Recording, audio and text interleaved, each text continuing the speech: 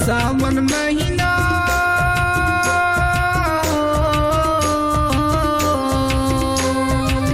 सावन महीना बड़ मन भावन, सावन महीना बड़ मन भावन, धरती करे है सिंगार। पहली परब छत्तीसगढ़िया मन के आगे हरेली तिहार। पहली परब छत्तीसगढ़िया मन के आगे हरेली तिहार। सावन महीना बड़ मन भावन, सावन महीना बड़ मन भावन, धरती करे है सिंगार। हे पहली परब छत्तीसगढ़िया मन के आगे हरेली तिहार। पहली परब छत्तीसगढ़िया मन के आगे हरेली तिहार।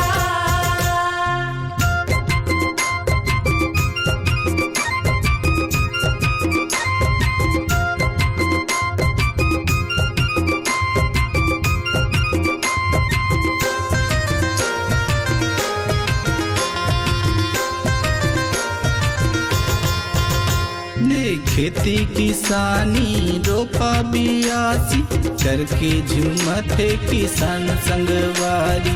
हरियर लुगरा पहने हैं जैसे दिखाते हमर छत्तीसगढ़ मतारी।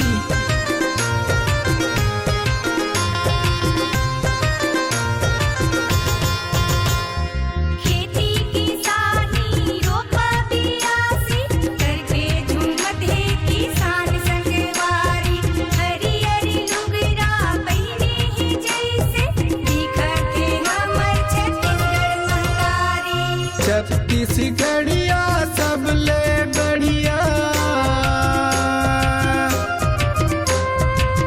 छत्तीसगढ़िया सबले बढ़िया, जी हाँ भरे है भारी धन धन के भंडार।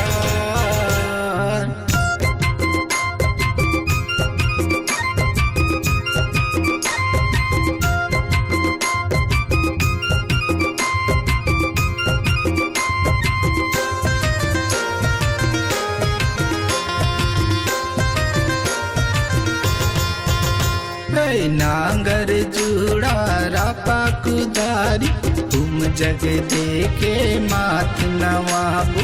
गाउत लोहार पौनी पसारी, वर्दी में जाके लोंदी खवाबो।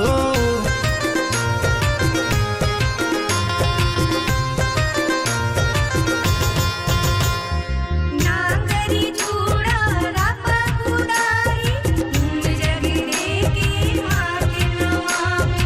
राउत लोहार पौनी पसारी, वर्दी में जाके लोंदी खवाबो। बरचीला भजिया सोहारी, बरचीला भजिया सोहारी, ये दे लइका मन के गेड़ी घलो है तैयार। पहली परब छत्तीसगढ़िया मन के आगे हरेली तिहार। पहली परब छत्तीसगढ़िया मन के आगे हरेली तिहार। सावन महीना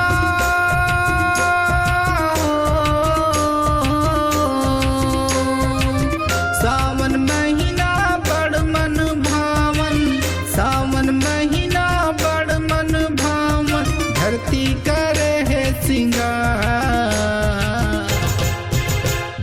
पहली परब छत्तीसगढ़िया मन के आगे हरेली तिहार। पहली परब छत्तीसगढ़िया मन के आगे हरेली तिहार।